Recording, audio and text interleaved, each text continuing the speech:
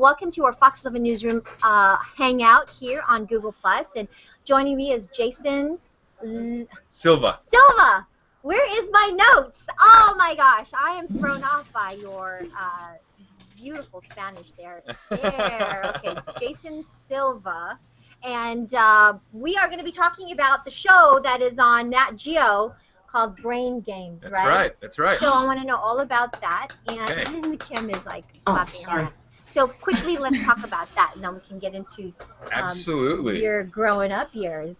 Yes.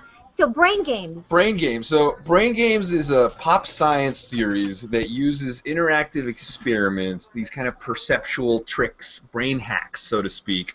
And I like to say to create a crack in your perception of reality.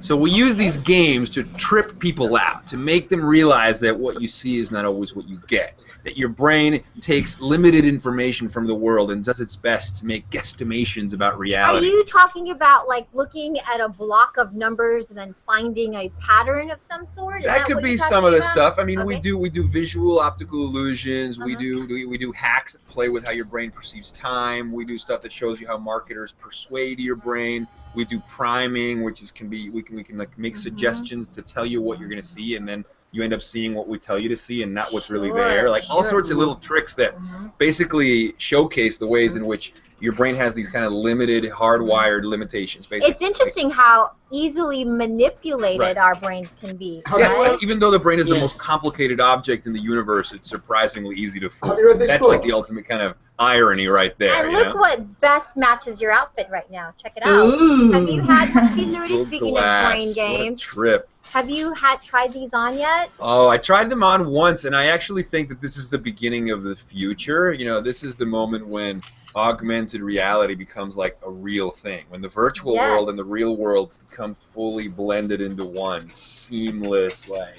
It's weird. Like we talk about how this is the beginning. This is just the first. Could you imagine the real? This is the prototype or a beta.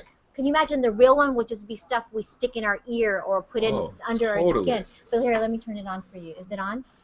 Yes, it's on. It says 9:08. Okay, Glass. I am hanging out at Fox. Really good day, LA with Maria. Rocking. Seriously, that's what it says? Yes. Oh, that's awesome. Yes, I love it. It's telling me what I'm doing. I love it. Well, you have to start thinking of these devices as like extensions of our mind. You know, it's actually like one of the reasons I got involved with Brain Games is because I was doing a series of short films that look at the ways in which we use technology to literally like extend our own limits and extend our boundaries. Yep. So the idea is that this is not like a separate part of us, but rather it's like our second skin, so to speak. God. Like we are cyborgs in the most natural sense of the word. Freakazoid. Brains like ours are made for merging. That's our amazing. Tools. You guys, if you have some questions, Jason, go ahead and just get my attention. Kim, yes, go ahead. Okay, so I'm a big fan of Brain Games. One of my favorite ones was where you had people put their hand on one side of the table, and there was a divider and a fake hand on the other. How many of the people that actually did that example or that little trial thing, how many of the people actually felt the pain of the hammer? I think it was a pretty large number. I can't remember the exact amount. I can't recall exactly because we did a lot of experiments and a lot of episodes, but I can tell you something about that phantom effect. You know, it's very quickly your brain assimilates and sort of starts to take ownership over these like objects, you know, even if it's a fake object. For example, people talk about the phantom vibration of their phones. Like they're used to having their phones with them at all time, and sometimes like when the phone is off, they'll still feel like it's vibrating. Yeah. Like we sort of we merge with these objects, and sometimes when they're not there, we still feel like they're there as if they were like literally connected to us. It's kind of amazing. Justin, yes, go ahead. I was wondering when you were putting the program together, were there a few of the experiments and demonstrations that you had to run through several times just to get your own head around things before actually filming it, or were you always good at getting your head around this sort of thing? Well, no, the show definitely tripped me out at times. I remember one of the fascinating things that I learned early on when we were doing our episode on perception is that, you know, we all go around taking for granted like this 3D world that we kind of think we live in, right? But it turns out that our eyes, if we think of our eyes like cameras, our eyes can only take in low-resolution 2D images. So our eyes only see in 2D and low res. And then our brain takes that raw information and then completes that information, making inferences about reality. So the high-def 3D world we live in is very much a construct. It's an estimation. That's try to get your head around that. It's so freaky because when we look at HD and we look at our cameras in the studio and what we see, it's like that's not reality, really. Well, also, in addition to that, color exists in your brain. It's not real. Well, it is real, but it's not in the outside world. It's part of the electromagnetic spectrum, and that's how our eyes perceive it. Sure, yeah. I mean, it's an unbelievable idea, but so much of what we call reality is a construct. A dance between the brain and the information that it's receiving, and that's kind of amazing. Does it make a sound? Absolutely. That's right. Questions. Right. Okay, Marie. Love that. Marie from Argentina. Can I ask a question in Spanish? Claro que sí. ¿Cómo estás? Muy bien. Me están preguntando mis amigas de Twitter si eres caraqueño. De Caracas, claro que sí. Genial. Ya, eso quería saber. She said her friends on Twitter were asking her if I was from Caracas, which is the capital of Venezuela. And so we call people from Caracas caraqueños. Caraqueños. And I guess her friends were able to figure it out. I am from Caracas. I grew up there. Awesome. Thank you. How did you get behind this project, and how did you get into the whole brain game? Sure. So I grew up in Venezuela until I was 18. Then I went to University of Miami, and I double majored in film and philosophy. Wow. And, then I got a gig working for Al Gore's TV station, Current, which is all citizen journalism and do-it-yourself media. And that's how I got my feet wet in that world. And then I left the network after 4 years, and I started creating my own content on the web. Started doing these short documentaries called Philosophical Espresso Shots. Cute. I like that. They basically, again, they looked at the ways in which we use technology to transcend our boundaries. So they were like philosophical short films about science, about technology, about the brain. And they went viral. And so I started doing a lot of keynote speaking around the world, and then National Geographic caught wind of my films, and they invited me to come host Brain Games. And now Brain Games has become, we had the highest rated new series premiere in the history of National Geographic. I'm fascinated now. I'm going to be watching. You have to watch it, And do you still have your own website and channel? Yes, absolutely. I mean, Brain Games has a website. It's braingames.nationalgeographic.com with additional games and interviews and content. And then I have a website called thisisjasonsilva.com, or my Vimeo page, vimeo.com/jasonsilva, where I have my own artwork and my videos and my short films. Fantastic. Yeah. Now, who else has a question? Ask Jason. Go ahead, Trev. Just a really quick one. I bet you're a David Eagleman fan, aren't you? Oh, I met him actually. I met him at the he's one of my heroes. Cisco. Who? He's a neuroscientist. What's his name? Like David Eagleman. Oh, David Eagleman. Okay. Yes, he's very famous, very smart guy. Mm. Yes, Ayub, go ahead. I was just wondering how much reading or study did you have to do to get to grips with some of the concepts that are in the show? Yeah, well, every single episode tackled a different concept. So we had the brain and motion, the brain and fear, the brain and persuasion, the brain and perception. And we consistently had brain experts that were experts in each of those topics be on set with us, help us with the experiments, help us with the writing. So it's a constant learning experience for me, and I'm also kind of an insatiably curious person. So I'm always reading, I'm always perusing new content, new ideas, kind of what excites me. Go ahead, Walt.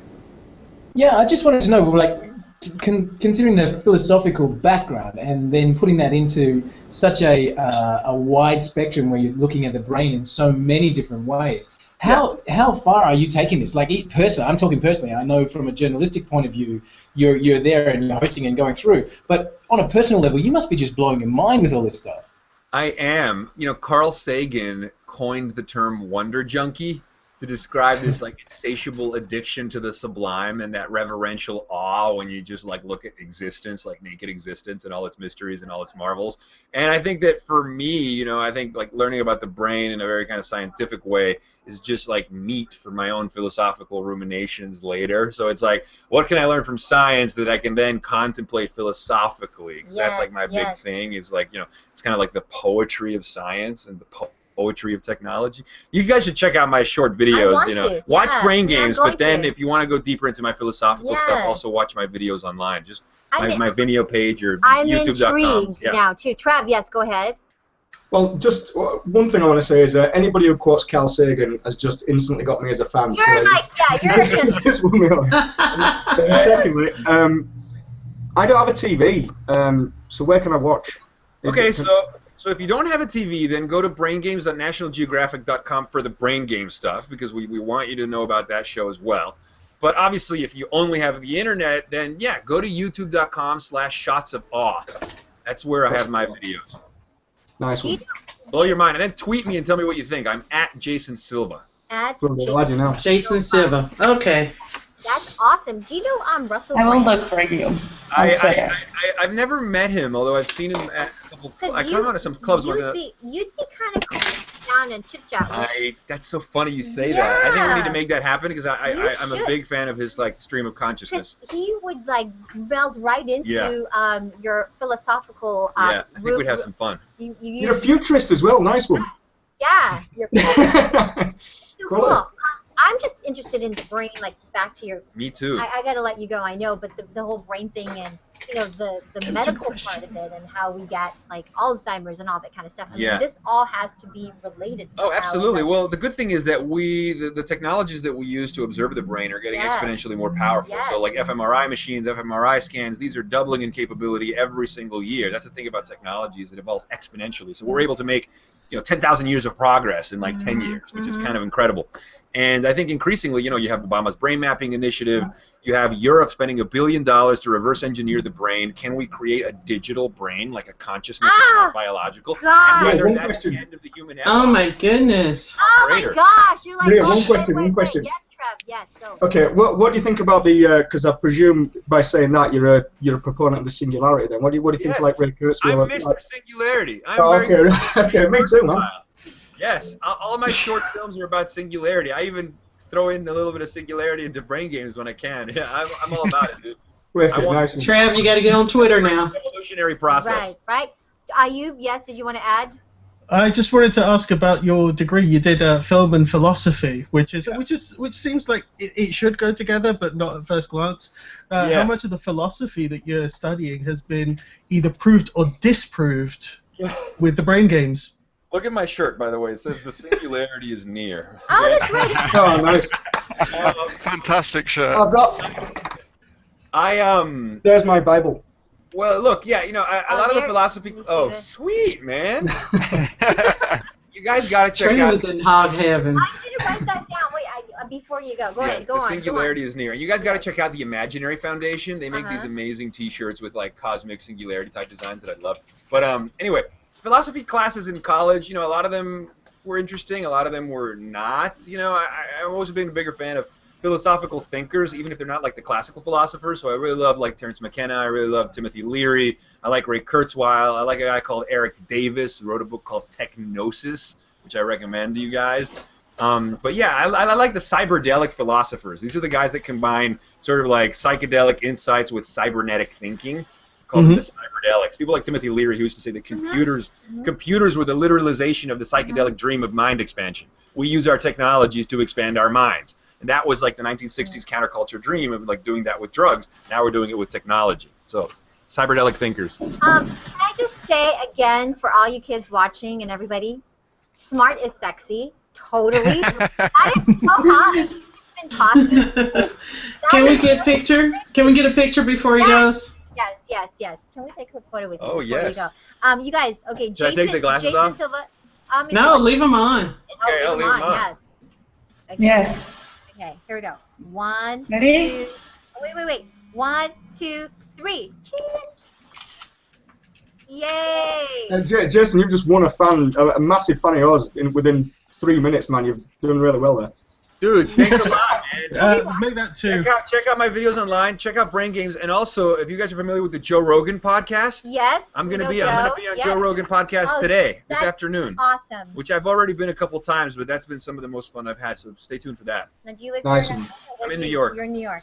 Yeah, but I used to live here. I was here for 4 years. Wow, well, it's so nice to meet you. So nice to meet you, and nice to meet you guys. I'll see you on Twitter. Yes. Definitely. Oh yeah, Trev, get on Twitter. He's on Twitter. He's on Twitter. Yeah, Maria, don't let him walk off with your glasses. No.